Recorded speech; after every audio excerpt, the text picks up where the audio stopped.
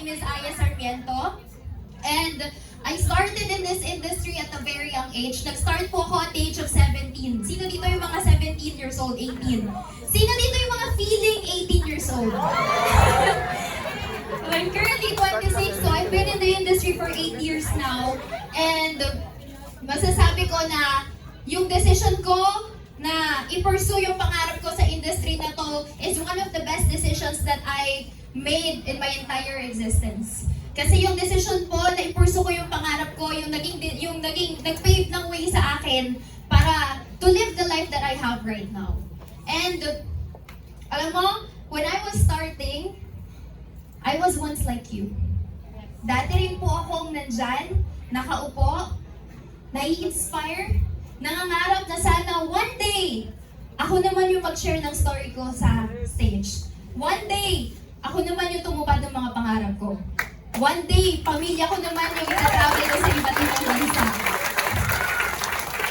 And I'm proud to say, naniniwala po kasi ako na gusto ko i-share to sa inyo lahat kasi ito yung reason kung bakit nag-decide ako na i-pursue yung pangarap ko. When I was starting, I read this quote na hindi ko makakalimutan.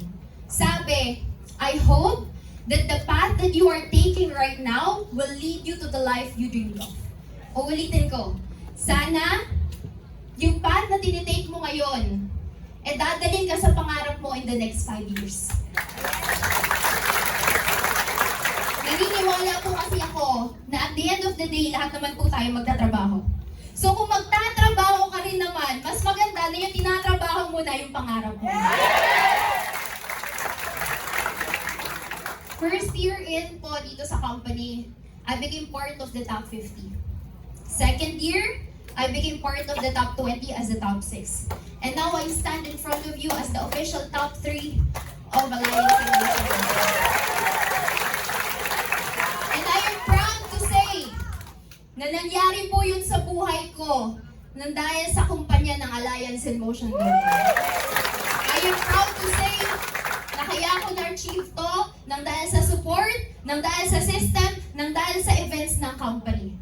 And as a distributor, ang pinaka-importante po sa akin, unang-una, is yung peace of mind. Na yung company na nilalaban ko yung pangarap ko, yung kumpanyang magtatagal na hanggang dulo, hanggang sa anak ko, hanggang sa susunod na generation ko nandyan.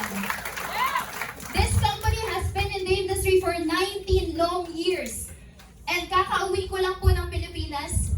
Nag-travel po ako sa US for the past few months. And proud akong sabihin na umuwi ako ng Pilipinas na merong milyon sa DTC ko, merong milyon sa Biko ko. Bakit siya nangyari? Again, nang dahil sa system, nang dahil sa support, at nang dahil sa ganda ng company kung nasaan tayo ngayon. Pangalawa po na importante sa akin, isa pa pala. So first na importante sa akin is yung peace of mind. Yung solid foundation ng company kung saan ko nilalaban yung pangarap ko. Kasi ayaw ko po na itutodo ko yung hustle ko, itataya ko yung buhay ko, tapos at the end of the day, sasabihin ko sa team ko at sa mga taong nagtiwala sa akin, wala na yung kumpanya na nilalaban natin yung pangarap natin. So proud akong sabihin na kahit kailan hindi ko sasabihin sa team ko yun dahil alam ko kung gaano katagal magtatagal yung kumpanya natin. I look at the vision of the person who runs the company. Doc Ed, our CEO, is called the visionary president for a reason. Whenever he speaks up front, siya lang po yung taong nakakapagparamdam sa akin na kapag nagsasalita siya sa harap, nararamdaman ko yung heart, yung passion, and yung purpose ng taong yun. So I know in my heart that I am in the right company. Yes. I am excited sa lahat ng mga taong nandito sa room na to. Kasi alam ko kung nasaan kami ngayon. Pareho lang tayo ng company, pareho lang tayo ng DTC, pareho lang tayo may 24 hours a day, may 7 days a week. So alam ko na kung ano man yung naging result namin, yun din yung magiging result ng mga kasama dito. I stand here in front of you to tell you na as part of the top 20, nandito po kami. Kasama nyo kami kunin yung mga pangarap natin. We are here of service and Iisa lang po tayo ng kumpanya. We stand as one company. And we are more than excited sa magiging result ng mga taong nandito ngayong gabi. Thank you so much everyone and it's nice to see you. Thank you.